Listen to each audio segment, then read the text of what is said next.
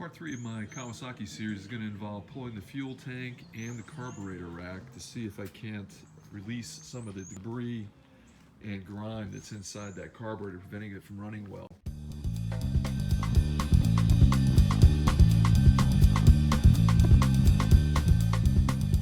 One thing you'll notice is this tube that's going from the carburetor to the intake, it's very cracked.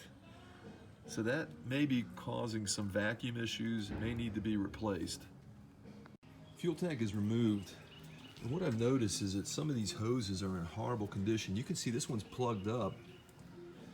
It wasn't even connected to the fuel tank. There's just all kinds of garbage, poor condition hoses. I'm kind of surprised that these hoses have degraded so significantly. Need to clean up this gas tank inside and out. This valve actually came apart slightly. There's an insert that came out of that. It shouldn't have come out. But I'm going to pull the valve, take it apart, and clean it. Now that I've gotten the fuel control valve off, I can clean this out pretty thoroughly, but you can see this fuel valve is a disaster. And I don't know about these little filter socks. They may need to be replaced, or maybe this whole valve needs to be replaced. It doesn't look good. It's interesting noticing how this reserve function works. So this top filter sock here is your primary, and when the fuel gets down to this level, your motorcycle will shut off. You switch to your reserve, and you have another filter sock that's getting that last bit of fuel out of the bottom of the tank, and that tells you you better get to a gas station pretty quick. Open up this valve, and this gives you an indication what happens when you don't keep the fuel stabilizer in your gas tank. These white specks are inside that valve, which is probably inside the engine as well. Not a good sign.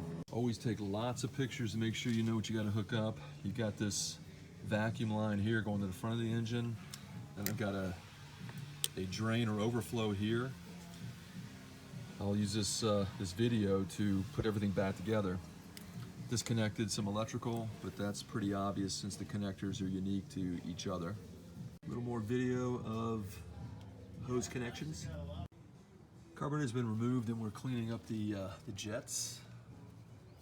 Everything seems to be operating properly. Cleaning up the intake ports. Hopefully that resolves any buildup issues. We're letting some carburetor cleaner sit in the bowls. Hopefully that breaks up any kind of problems with the jets.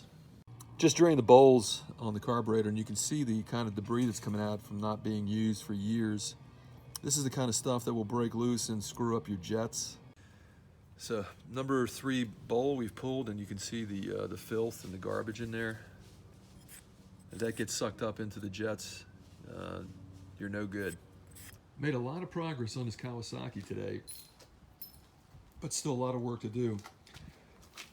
The carburetor is filthy and fouled. We're going to continue to spray it out and soak it. Going to pull that jet. I've got to pull all these bowls and get all that contamination out that I showed you in the last bowl. And we're going to let it soak for a while with that carburetor cleaner. Hopefully we don't have to take this apart and blow out all the little ports, the metering ports for low, middle, and high-speed circuits. A few quick tips and observations as I go through this. The tubes that are going from the carburetor to the intake look like they're cracked, but that's just superficial.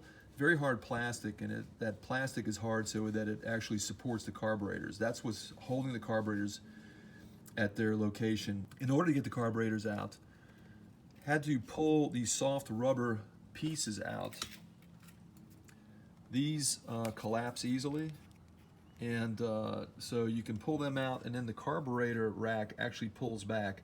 And you can see here I've got it hanging by the throttle cable, so it's not very heavy, so that's not going to cause any damage. All the bowls have been removed, and you can see that they're in various levels of cleanliness. Actually, the 3rd and 4th bowls are the filthiest. It doesn't make sense to me why they're rusty and dirty compared to the first 2 that were pulled. Of course, we're going to clean this out completely. Also need to clean the jets. You can see here that this number 3 jet is disgusting. I'm going to have to pull that out, clean it up, let it soak for a while. As I mentioned, the first 2 carburetors are not as bad as the second 2. I accomplished my objectives for the day on this bike, removing the fuel tank and also disassembling the fuel sending unit and the fuel control valve so I could clean all of those components, making sure that all the rust and varnished fuel had been removed. Remove the carburetor rack, remove the fuel bowls and clean them out extremely well. Remove the jets. And the fuel bowls and the jets are all in a gallon of carburetor cleaner, just letting them soak until the new parts come that I need to reassemble the carbs, which are gaskets and float valves. Also replace the spark plugs.